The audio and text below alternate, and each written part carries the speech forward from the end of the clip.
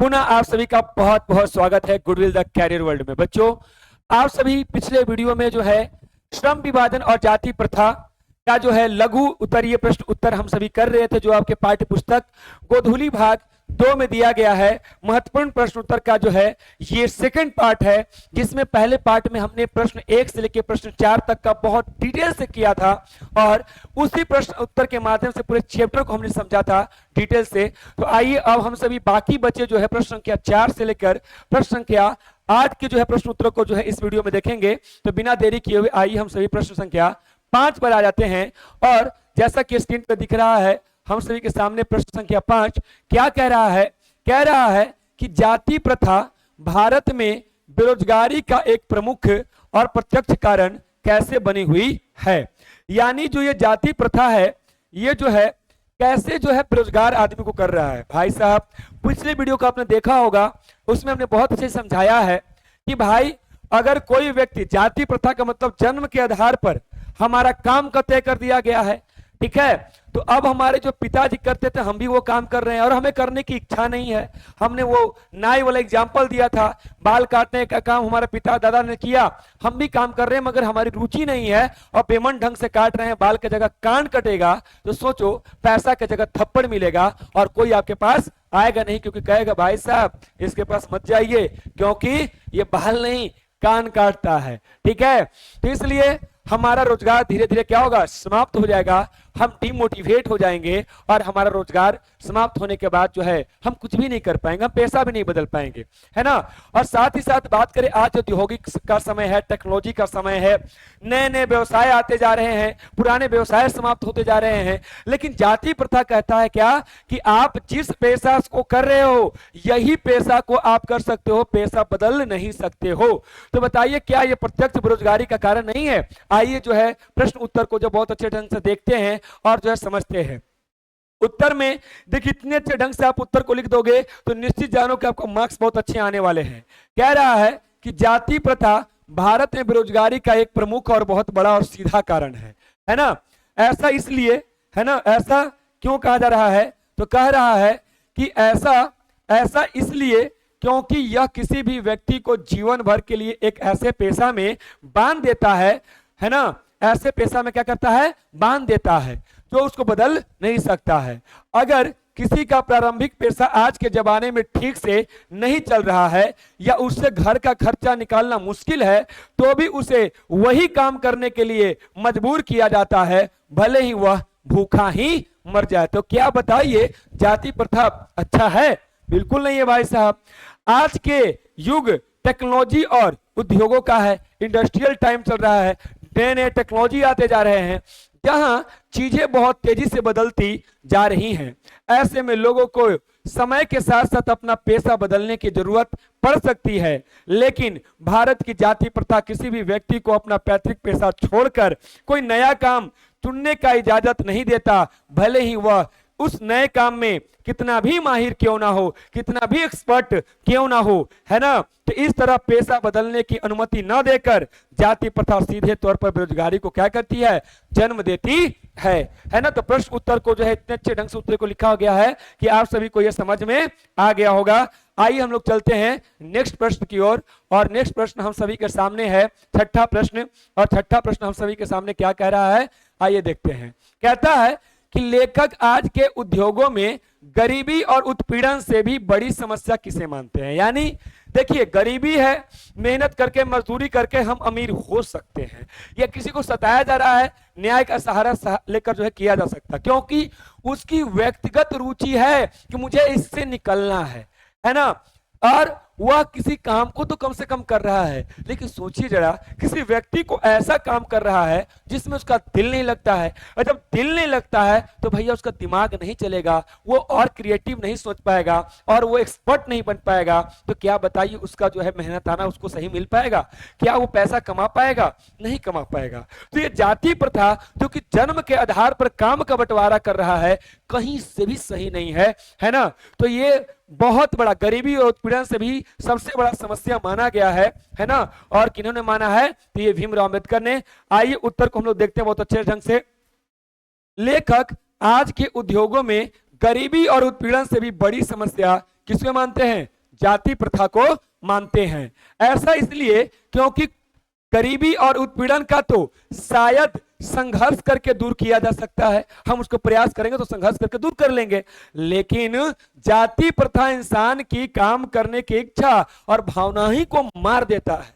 यानी अभी इच्छा ही नहीं रहा काम करने को, क्योंकि काम में मन नहीं लग रहा है ना भाई, से हम कुछ दूसरा काम करना चाहते हैं, है ना। जब किसी व्यक्ति को जबरदस्ती कोई ऐसे काम करना पड़ता है जिसमें उसकी कोई रुचि नहीं है, तो उस काम में ना तो उसका दिल लगता है और ना ही दिमाग। बिना मन के किए गए काम में कोई भी व्यक्ति अपनी पूरी क्षमता नहीं दिखा सकता है और ना ही वह कभी कुशल बन सकता है। कुशल का मतलब एक्सपर्ट बन सकता है। जब व्यक्ति, है ना, कुशलता ही हासिल नहीं कर पाएगा, एक्सपर्ट नहीं हो पाएगा, तो उसकी आर्थिक स्थिति कैसे सुधरेगी भला? बताइए, कैसे वो कमा पाएगा? अरे भैया गोलगप्पा बनाने बैठे और सब गोलगप्पा खराब खिलाओ, कौन आपके पास गोलगप्पा खाने आएगा?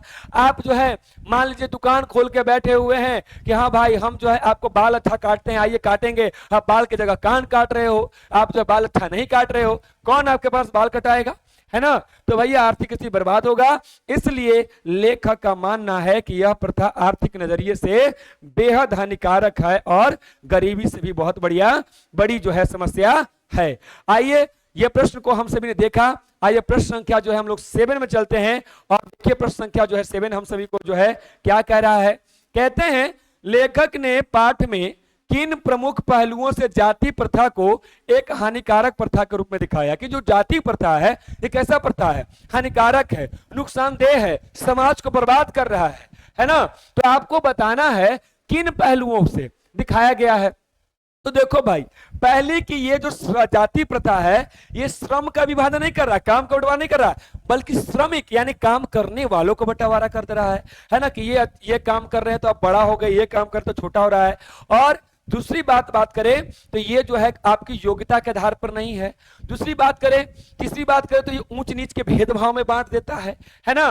तो वही कह रहा है लेखक ने पाठ में कई प्रमुख पहलुओं को दिखाया है कि जाति प्रथा बहुत ही हानिकारक प्रथा है। ऐसा ही आंसर लिखना, बहुत अच्छे नाम मार्क्स मिलने वाले। और टेलीग्राम का लिंक पिन है तो उसमें जो क्लिक करके टेलीग्राम पे आ जाना, पीडीएफ वहीं पे मिल जाएगा आपको, है ना।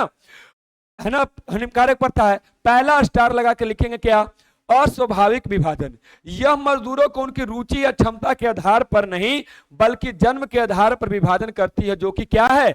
गलत है। सामाजिक भेदभाव, यानी दूसरा क्या हो गया पॉइंट आपका? ये पहला पॉइंट लिख देना और ये आपका दूसरा पॉइंट हो जाएगा। सामाजिक भेदभाव है, यह समाज में ऊंच नीच की भावना पैदा करती है जो लोगों को आपस में क्या करता है? बांट देता है और भाईचारे की जो है को क्या करता है? खत्म करता है। यानी मिलजुल के कोई रह नहीं पाते हैं, है ना। यहाँ पर कोई ऊंचा हो गया, कोई नीचा हो गया, एक अलग बिरादरी हो गया, एक अलग बिरादरी हो गया। तुम भैया कुम्हार हो एक जगह रहो, तुम भैया चमार हो एक जगह रहो, तुम भैया बड़ी हो एक जगह रहो, और आपस में मेलजोल नहीं कर पाते हैं। तो भैया ये सही चीज नहीं है। दूसरी बात कि आपको आर्थिक रूप से पिछड़ापन हो जाता है। आर्थिक पिछड़ापन, जब व्यक्ति को मजबूरी में बिना मन का कोई काम करना पड़ता है तो वह अपनी पूरी क्षमता से काम नहीं कर पाता है। इससे देश की भी आर्थिक तरक्की में रुकावट आएगा। भैया देश बना है लोगों से, है ना, और लोग ही जब वहां पे जो है काम नहीं कर पाएंगे जाति प्रथा के कारण, तो बताइए देश को आर्थिक मुनाफा कैसे होगा, है ना। देश के व्यक्ति बढ़ेंगे तभी तो देश बढ़ेगा, क्योंकि देश व्यक्तियों से मिलकर बना है, हमसे और आपसे मिलकर बना है। ठीक है। और चौथा पॉइंट लिखेंगे मानवीय स्वतंत्रता का हनन। यानी जो है यहां पर फ्रीडम नहीं है कि आप किसी भी पेशा को चुन सकते हैं योग्यता के आधार पर, मन के आधार पर, है ना। यह प्रथा व्यक्ति को उसकी पसंद का काम चुनने की आजादी से छीन लेती है और उसको एक ऐसे पेशा में कैद कर देती है जो उसे पसंद बिल्कुल भी नहीं है। ठीक है। तो आप सभी को जो है अगर वीडियो पसंद आ रहा है तो अपने दोस्तों से भी शेयर करो, और जो है बात करें तो शेयर करो अधिक से अधिक, और लाइक और अच्छे प्यारे कमेंट भी करते रहो, और बताओ कि आपको जो है और कौन कौन से वीडियो किस किस सब्जेक्ट के वीडियो चाहिए, अब बस कमेंट बॉक्स में बताओ। आइए आज का हम सभी अंतिम प्रश्न पे चलते हैं, और अंतिम प्रश्न हम सभी के सामने है, और वो क्या है कि भैया सच्चे लोकतंत्र की स्थापना के लिए किन विशेषताओं का आवश्यक माना गया। भैया लोकतंत्र का मतलब होता है जनता का शासन। किसका शासन? जनता का शासन। मतलब जिसे मालिक कौन होगा? जनता होगा। यानी मिलजुल के लोग शासन करेंगे, चुनेंगे, है ना। यानी समाज में समरसता होगा, यानी समाज में बदलाव होगा, समाज का व्यक्ति शासन चलाएगा, है ना।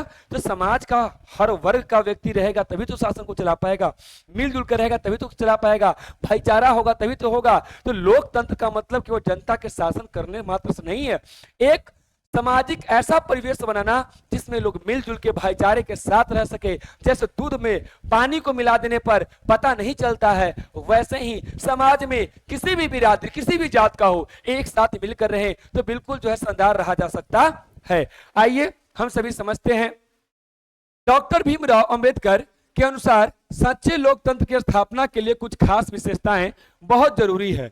लोकतंत्र का मतलब सिर्फ वोट देना और सरकार बनाना नहीं, बल्कि यह जीने का क्या है, एक तरीका है। इसकी प्रमुख विशेषताएं हैं। क्या विशेषता है, तो आइए पहला बात करें तो स्वतंत्रता, यानी सबको फ्रीडम मिले, है ना, और समानता और भाईचारा। याद करो फ्रांस की क्रांति में आपने पढ़ा होगा, और पहला चैप्टर यूरोप में राष्ट्रवाद में लिबर्टी, है ना, इक्वलिटी और फर्टिनिटी, यानी जो है 3 नारा जो है गूंजा था वहां से कि भाई स्वतंत्रता होनी चाहिए, सबको समानता मिलना चाहिए और सभी मिलजुल के भाईचारा के साथ रहें। यानी समाज में सभी लोग आजाद हों, बराबर हों और सबके बीच भाईचारे की क्या हो, भावना हो। लेकिन ये जाति प्रथा में कहां है, कोई ऊंचा जात का है, कोई नीचा जात का है, कोई भाईचारा की बात नहीं है। एक साथ दूसरे के साथ लोग मिलकर बैठकर खाना नहीं खा सकते हैं, मिल व्यवहार नहीं कर सकते हैं, तो भाई ये सच्चा लोकतंत्र नहीं होगा। और क्या दूसरा पॉइंट क्या लिखेंगे, गतिशीलता, समाज में इतना लचीला हो कि कोई भी जरूरी या अच्छा बदलाव आसानी से समाज के हर कोने तक पहुंच सके। मतलब अगर कोई भी अच्छी बात हो, जैसे कि बड़े के समाज में या ऊंचा समाज में माना जाता है, उनमें कोई घटना घट रही हो, संस्कार पनप रहा हो, तो वो संस्कार छोटे जिनको नीच जाति कही जा रही है उनके अंदर भी हो, ताकि उनकी सामाजिक स्थिति उठे, आर्थिक स्थिति का उत्थान हो और दोनों जो है समाज के स्तर पे दोनों बराबरी स्तर पे आ सके, है ना। तो और क्या हो, सबकी भागीदारी ली जाए, ये आपका तीसरा पॉइंट हो जाएगा, सबकी भागीदारी ली जाए, यानी समाज के हर सुख दुख और फायदे में सबका बराबर हिस्सा हो और सभी लोग अपने हकों की रक्षा के लिए जागरूक रहे कि कोई किसी का हक ना मार ले, है ना। अगर कोई दुख आया है तो सब लोग आपस में बांटे, अगर कोई सुख आया है तो वो भी मिल बांट कर रहे, यही तो सच्चे लोकतंत्र की स्थापना का मतलब है। और चौथा पॉइंट क्या लिखेंगे, आपसी जुड़ाव, है ना, लोगों के बीच मेल मिलाप के भरपूर मौके और साधन होने चाहिए, है ना, ताकि दूसरे से आसानी से क्या कर सके, जुड़ सके, मिलजुल कर रह सके, जो भी मौका मिले साधन का बंटवारा समानता के साथ कर सके, है ना। और जैसा कि हमने 5वां पॉइंट आप लिख सकते हैं कि दूध पानी जैसा भाईचारा होना चाहिए। समाज में भाईचारा ऐसा होना चाहिए जैसे दूध और पानी का मिश्रण होता है, जिसे अलग नहीं किया जा सकता है। हमने इसका जो है बारे में आपको डिटेल समझाया ही, है ना। यानी लेखक के शब्दों में अंत में कंक्लूडिंग लाइन जरूर लिखिएगा। लेखक के शब्दों में लोकतंत्र असल में एक साथ मिलाकर रहने की कला और अपने अनुभवों को एक दूसरे से बांटने का नाम है, जिससे सभी साथियों के प्रति श्रद्धा और सम्मान का भाव हो। बच्चों, आपको ये वीडियोस में जो भी प्रश्न उत्तर कराए जा रहे हैं और जो भी लिखने का पैटर्न है, उत्तर का पैटर्न है, बिल्कुल सहज और सरल ढंग में लिखे हैं। अगर आप इस तरह से बोर्ड एग्जाम में लिखते हैं, बिल्कुल पूर्ण जो है आपका फुल में फुल मार्क्स आने वाला है और आप सभी के लिए बहुत ही शानदार और बहुत ही यूजफुल, है ना, वीडियोस लाने जा रहे हैं, जो कि आपको 2026 में एग्जाम देने जा रहे हैं, उसमें जो है आप सभी का जो है बहुत ही फायदेमंद होगा। तो आप सभी इस वीडियो का लिंक अधिक से अधिक शेयर करें, लाइक का बटन जो है दबा दें, आप सब्सक्राइब भी हमारे चैनल को कर दें। आप सभी से मिलते हैं नेक्स्ट वीडियो में और लगातार आप सभी को वीडियो मिलता रहेगा। हर एक सब्जेक्ट की जो है हमारे प्रयास चल रही है, कुछ सब्जेक्ट को हमने स्टार्ट किया है और भी सब्जेक्ट आपको धीरे धीरे वीडियो की मिलते रहेंगे। मिलते हैं नेक्स्ट वीडियो में, सभी को बहुत बहुत धन्यवाद, बेस्ट ऑफ लक, जय माता दी।